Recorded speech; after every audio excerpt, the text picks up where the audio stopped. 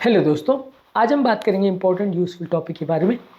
ज़्यादातर पेशेंट्स में potassium levels अगर ज़्यादा हो तो जान का खतरा हो सकता है। पोटेशियम लेवल अगर किसी भी व्यक्ति में ज़्यादा हो तो तुरंत हार्ट को बंद कर सकता है, मृत्यु हो सकती है व्यक्ति की। इसलिए जानना और समझना ज़रूरी कि कौन कौन सी ऐसी कंडीशन या बीमारियाँ या कारण ऐसे हो सकते हैं जिसकी वजह से किसी व्यक्ति का पोटेशियम लेवल जितना ज़रूरी है उससे ज़्यादा बढ़ जाए। आज का टॉपिक है कॉजेज़ ऑफ हाइपर कैलेमिया।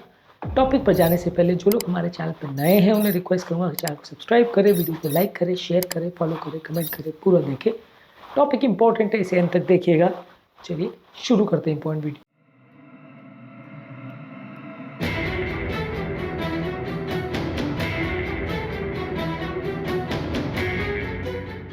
सबसे पहला, अगर कोई व्यक्ति खाने पीने की चीज़ों में ज़्यादा मात्रा में अगर पोटेशियम ले रहा है, जो खाद्य पदार्थों में पोटेशियम ज़्यादा है, और खासकर अगर व्यक्ति का किडनी खराब है चूँकि बॉडी का एक्सेसिव पोटेशियम को निकाल नहीं पा रहा है।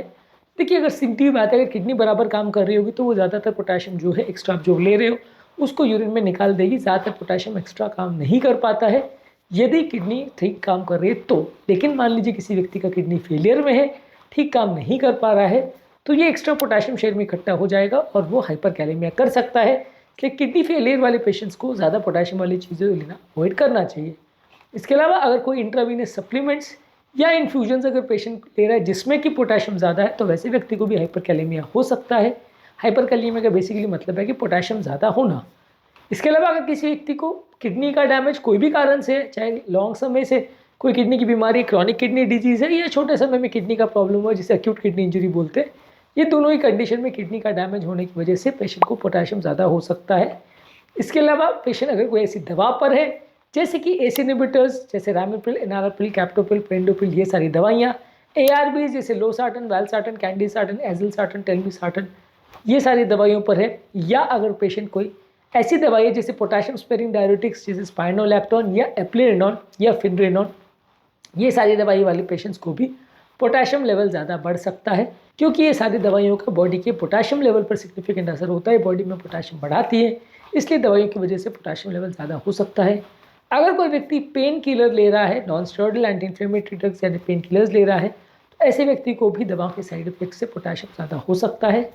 एडिसन डिजीज़ भी एक ऐसी बीमारी है जहाँ पे बॉडी के स्टेरॉइडल हार्मोन्स या जो कॉर्टिसोल लेवल से वो कम हो जाता है।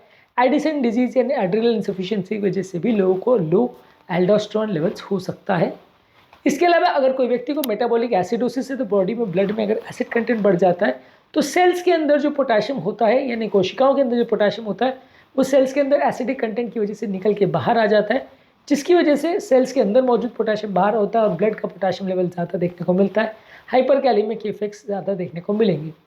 अगर सेल्स के अंदर कोई डैमेज हो रहा है, जैसे टिश्यू ब्रेकडाउन हो रहा है, रैप्डोमाइलिसिस हो रहा है, मसल ब्रेकडाउन हो रहा है, ट्यूमर लाइसिस सिंड्रोम हो रहा है, या हीमोलिसिस हो रहा है, ब्लड टूट रहा है, या कोई व्यक्ति को बहुत ज़्यादा चोट लगी है या शरीर जल गया है, ऐसे किसी भी केस में जब सेल्स की मेम्ब्रेन फट जाती है या सेल्स में डैमेज हो जाता है तो सेल्स के अंदर मौजूद पोटेशियम लेवल्स निकल के बाहर आ जाता है, जिसकी वजह से ब्लड पोटेशियम लेवल बढ़ जाता है और पेशेंट को बॉडी में हाइपर कैलेमिया के चेंजेस देखने को मिलते हैं। कुछ लोगों को सूडो हाइपर कैलेमिया होता है, जिसका बेसिकली मतलब है कि एक्चुअल पोटेशियम लेवल ज़्यादा नहीं है लेकिन लैब एरर या लैब की मिस्टेक की वजह से ब्लड में पोटेशियम लेवल ज़्यादा देखने को मिलता है।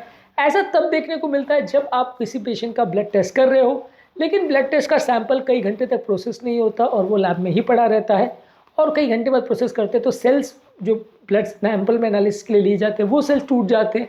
वो ब्लड सेल्स टूटने की वजह से उनके अंदर मौजूद पोटेशियम लेवल बाहर आ जाता है और जब आप सीरम पोटेशियम चेक करते हो तो उसमें ज़्यादा देखने को मिलता है। तो ये सूडो हाइपर कैलेमिया है जहाँ पे एक्चुअल बॉडी का पोटेशियम ज़्यादा नहीं है लेकिन लैब रिपोर्ट की वजह से पोटेशियम लेवल ज़्यादा देखने को मिल सकता है। बेसिकली ये हाइपर कैलेमिया के लक्षण क्या होते हैं? इस तरह के पेशेंट को कमज़ोरी होना, सुस्ती होना, धड़कन बनना, या किसी व्यक्ति को सडन हार्ट का बंद हो जाना यानी रिदम सडनली चेंज हो जाना, इस तरह के साइड इफेक्ट्स हो सकते हैं। ज़्यादातर ये हाइपर कैलेमिया को ऊपर से देखना या पहचानना पॉसिबल नहीं है, ज़्यादातर ब्लड टेस्ट के बाद ही पता चलता है। अगर किसी व्यक्ति को कोई ऐसी प्रॉब्लम है जहाँ पोटेशियम बढ़ सकता है या कोई ऐसी बीमारी है जिसमें पोटेशियम लेवल के ज़्यादा होने का अंदेशा है, वहाँ उसको टेस्टिंग करने की आवश्यकता है और टेस्ट में पाया जाता है पोटेशियम ज़्यादा है तो उसके लिए ट्रीटमेंट इनिशिएट करने की ज़रूरत है। हाइपर कैलेमिया कौन कौन से खाद्य पदार्थों से होता है, कौन कौन से उसकी ट्रीटमेंट मोडालिटीज़ अवेलेबल है और कहाँ वो इंपॉर्टेंट है, इस पर ऑलरेडी हमने काफ़ी सारे वीडियोज़ किए, इनको ज़रूर चेकआउट करें। उम्मीद करूँगा कि आज के टॉपिक में कुछ नई बातें जानने को मिली होगी। जो लोग हमारे चैनल पर नए हैं उन्हें रिक्वेस्ट करूँगा कि चैनल को सब्सक्राइब करें, वीडियोज़ को लाइक करें, शेयर करें, फॉलो करें, कमेंट करें, पूरा देखें।